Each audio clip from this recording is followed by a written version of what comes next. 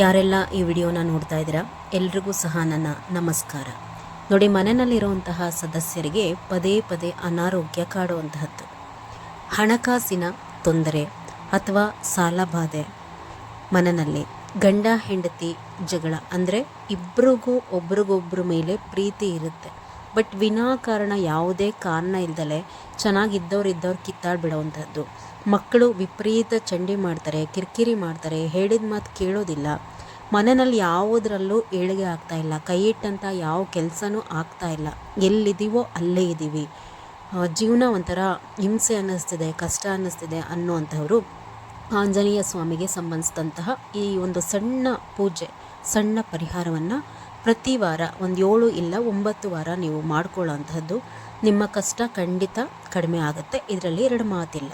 ರಾಯರ ಪೂಜೆಯನ್ನು ಯಾರೆಲ್ಲ ಮಾಡ್ತೀರಾ ಅಂತಹವರು ಆಂಜನೇಯನ್ನೂ ಸಹ ಜೊತೆಯಾಗಿ ಪೂಜಿಸ್ತಾ ಹೋದರೆ ಬಹಳ ಬೇಗ ನಿಮ್ಮ ಕಷ್ಟಗಳು ಕಡಿಮೆ ಆಗುತ್ತೆ. ಯಾಕೆಂದರೆ ರಾಯರೆಲ್ಲಿರ್ತಾರೋ ಅಲ್ಲಿ ವಾಯುದೇವರಿರ್ತಾರೆ. ನಮ್ಮ ಎಷ್ಟೋ ಕಷ್ಟಗಳನ್ನ ನಾವು ರಾಯರಲ್ಲಿ ಕೇಳ್ಕೊಂಡಂತಹದ್ದನ್ನು ರಾಯರು ವಾಯುದೇವರಲ್ಲಿ ಕೇಳಿಕೊಂಡು ನಿಮ್ಮ ಕಷ್ಟಗಳನ್ನು ಪರಿಹಾರ ಮಾಡ್ತಾ ಇರ್ತಾರೆ. ಅಂತಹದ್ರಲ್ಲಿ ನೀವು ರಾಯರನ್ನ ಪೂಜಿಸೋರೇ ಆಗಲಿ ಇಲ್ಲದೆ ಇರೋರೇ ಆದ್ರೂ ಸಹ, ನನ್ನ ಮೇಲೆ ಏನೆಲ್ಲ ಕಷ್ಟಗಳನ್ನ ಹೇಳಿದೆ ವಿಡಿಯೋ ಸ್ಟಾರ್ಟಿಂಗಲ್ಲಿ, ಅಂತಹದ್ದನ್ನು ಮನದಲ್ಲಿ ನೀವು ಅನುಭವಿಸ್ತಿದ್ದೀನಿ ಅನ್ನೋದೇ ಆದರೆ ಈ ಸಣ್ಣ ಪರಿಹಾರವನ್ನು ಮಾಡ್ಕೊಳ್ಳಿ. ಒಳಿತಾಗುವಂತಹದ್ದು ನಿಮಗೆ ಗೊತ್ತಾಗುತ್ತೆ. ಇದು 7 ಇಲ್ಲ 9 ಶನಿವಾರ ಮಾಡುವಂತಹದ್ದು. ನೀವು ಮನೆಯಲ್ಲಿ ಮೊದಲು ಪೂಜೆಯನ್ನು ಮಾಡಿಬಿಟ್ಟು ಆಮೇಲೆ ದೇವಸ್ಥಾನಕ್ಕೆ ಹೋಗಬೇಕಾಗತ್ತೆ. ಶನಿವಾರ ತಲೆಗೆ ಸ್ನಾನ ಮಾಡ್ಕೋಬೇಕು. ಈ ಪೂಜೆ ಮಾಡೋದಕ್ಕಿಂತ ಮೊದಲು ಮನೆಯಲ್ಲಿ ಕುಲದೇವರ ಪೂಜೆ, ಅಂದರೆ ನಿಮ್ಮ ಮನೆ ದೇವರು ಯಾವುದಿರುತ್ತೆ ಅದಕ್ಕೂ ಒಂದು ಹೂ ಇಟ್ಟು ಪೂಜೆಯನ್ನು ಮಾಡ್ಕೊಳ್ಳಿ. ಮನೆಯಲ್ಲಿ ಆಂಜನೇಯನ ಫೋಟೋ ಇದ್ದರೆ ಇಟ್ಕೊಂಡಿದ್ರೇ ಒಳ್ಳೆಯದು. ಆಂಜನೇಯನ ಫೋಟೋ ಮನೆಯಲ್ಲಿ ಇಟ್ಕೊಂಡು ಯಾರು ಪೂಜೆಯನ್ನು ಮಾಡ್ತೀರಾ ಅಂಥವ್ರ ಮನೆಯಲ್ಲಿ ಕಷ್ಟ ಅನ್ನುವಂತಹದ್ದು ಖಂಡಿತ ನಿಲ್ಲಲ್ಲ. ಈ ಸ್ವಾಮಿ ಎಲ್ಲಿರ್ತಾರೆ ಅಲ್ಲಿ ನೆಗೆಟಿವ್ ಎನರ್ಜಿ ಆಗಲಿ ಅದರ ಆಟಗಳಾಗಲಿ ಯಾವುದೂ ಸಹ ನಿಲ್ಲೋದಕ್ಕೆ ಸ್ವಾಮಿ ಬಿಡೋದಿಲ್ಲ. ಅಷ್ಟು ನನ್ನಪ್ಪ ಶಕ್ತಿ. ಆಂಜನೇಯನ ಫೋಟೋನ ಒರೆಸ್ಕೋಬೇಕು. ಶನಿವಾರ 9 ಕುಂಕುಮದ ಬೊಟ್ಟನ್ನು ಸ್ವಾಮಿ ಫೋಟೋಗೆ ಇಟ್ಕೊಂಡು 18 ಎಳೆ ಗೆಜ್ಜೆ ವಸ್ತ್ರ ಹಾಕ್ಕೊಳ್ಳಿ. 18 ಎಳೆ ಅಂತಂದರೆ ನೀವು ಅದರಲ್ಲಿ ಉಂಡೆ ಏನಿರುತ್ತಲ್ಲ 18 + 1 19 ಆಗಬೇಕು. ಆ ರೀತಿ ಎಣಿಸ್ಬಿಟ್ಟು 18 ಎಳೆ ಅಂತ ಹೇಳ್ತಾರೆ. ಗೆಜ್ಜೆ ವಸ್ತ್ರನ ಹಾಕ್ಕೋಬೇಕು. ತುಳಸಿ ಇಲ್ದಲೆ ಆಂಜನೇಯ ಸ್ವಾಮಿಯ ಪೂಜೆಯನ್ನು ಮಾಡಬಾರ್ದು ಶನಿವಾರದೊತ್ತು. ತುಳಸಿ ಅಂತಂದರೆ ರಾಯರಿಗೆ ಎಷ್ಟು ಪ್ರೀತಿನೋ ಸ್ವಾಮಿಗೂ ಸಹ ಅಷ್ಟೇ ಪ್ರೀತಿ.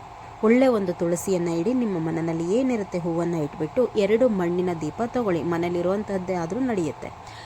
ಸ್ವಾಮಿ ಮುಂದೆ ಇಟ್ಟು ಎಳ್ಳೆಣ್ಣೆ ಹಾಕಬೇಕು. ಅದಕ್ಕೆ ನೀವು ಎಳ್ಳೆಣ್ಣೆನಲ್ಲಿ ಹಚ್ಚೋದ್ರಿಂದಲೇ ನಿಮ್ಮ ಕಷ್ಟ ಕಳೆಯುವಂಥದ್ದು. ಎಳ್ಳೆಣ್ಣೆಯನ್ನು ಹಾಕಿಬಿಟ್ಟು ಸ್ವಾಮಿ ಮುಂದೆ 2 ದೀಪವನ್ನು ಹಚ್ಕೊಳ್ಳಿ.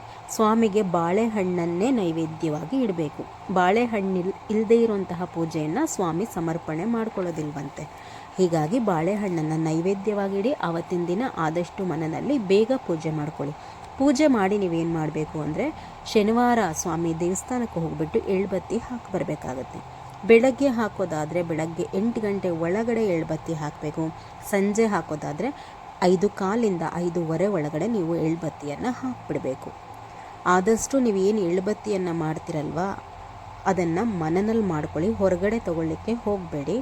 ಕಪ್ಪು ಬಟ್ಟೆ ಎಳ್ಳು ಎಲ್ಲ ತೊಗೊಂಬಂದು ಮನೆಯಲ್ಲಿ ಕಟ್ಕೊಂಡು ನೀವು 9 ಹಾಕಿದ್ರೆ ಸಾಕಾಗತ್ತೆ. ಎಳ್ಳೆಣ್ಣೆನಲ್ಲೇ ನೆನೆಸ್ಬೇಕು. ಅದನ್ನು ಮನೆಯಲ್ಲಿ ಮಾಡಿಟ್ಕೊಂಡು ಪ್ರತಿದಿನ ಒಂದು 9 ಎಳ್ಬತ್ತಿಯನ್ನು ತೊಗೊಂಡೋಗ್ಬಿಟ್ಟು ಅದನ್ನು ಇಟ್ಕೊಂಡು ನಿಮ್ಮ ಕೈಯಲ್ಲಿ ಸ್ವಾಮಿ ಮುಂದೆ ನಿಂತ್ಕೊಂಡು ನಿಮ್ಮ ಏನೆಲ್ಲ ಕಷ್ಟ ಕಳೆಯೋದಕ್ಕೋಸ್ಕರ ಈ ಸೇವೆನ ಅವರಿಗೆ ಮಾಡ್ತಾಯಿದ್ದೀರಾ ಅಂಥೇಳಿ ಹೇಳ್ಕೊಂಡು ಅದಾದಮೇಲೆ ಬೆಂಕಿಗೆ ಹಾಕಿಬಿಟ್ಟು ದೇವಸ್ಥಾನದ ಸುತ್ತ 3 ಇಲ್ಲ 5 ಪ್ರದಕ್ಷಿಣೆಯನ್ನು ಹಾಕಿ ಸ್ವಾಮಿಗೆ ನಮಸ್ಕಾರ ಮಾಡಿಕೊಂಡು ದರ್ಶನ ಮಾಡಿಕೊಂಡು ಬನ್ನಿ.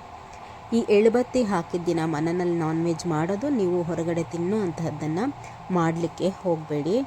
ಈ ಸ್ವಾಮಿಯ ಪೂಜೆಯನ್ನು ಮಾಡ್ತಾ ಹೋಗಿ. ಈ ಸ್ವಾಮಿ ಯಾರು ಮನೆಯಲ್ಲಿ ನೆಲೆ ನಿಲ್ತಾರಲ್ಲ, ನಿಮ್ಮ ಪೂಜೆಗೆ ಕಟ್ಟಿಬಿದ್ದು ಅಂತಹವರ ಮನೆಯಲ್ಲಿ ಕಷ್ಟಗಳು ನಿಲ್ಲೋದಿಲ್ಲ. ಬಹಳ ಅದು ಸತ್ಯವಾದಂತಹ ಮಾತು. ಒಲಿದ್ರೆ ಹೆಜ್ಜೆ ಹೆಜ್ಜೆಗೂ ಸಹ ನಮ್ಮನ್ನು ರಾಯರಷ್ಟೇ ಪ್ರೀತಿಯಿಂದ ಇವರು ಕಾಪಾಡ್ಕೋತಾರೆ. ಮಾಡಿ ನೋಡಿ ಈ ಸಣ್ಣ ಪರಿಹಾರವನ್ನು. ಎಲ್ರಿಗೂ ಸಹ ಸ್ವಾಮಿಯ ಅನುಗ್ರಹ ಆಗಲಿ ಅಂತ ಹೇಳಿ ನನ್ನ ಮಾತನ್ನು ಮುಗಿಸ್ತೀನಿ. ನಮಸ್ಕಾರ.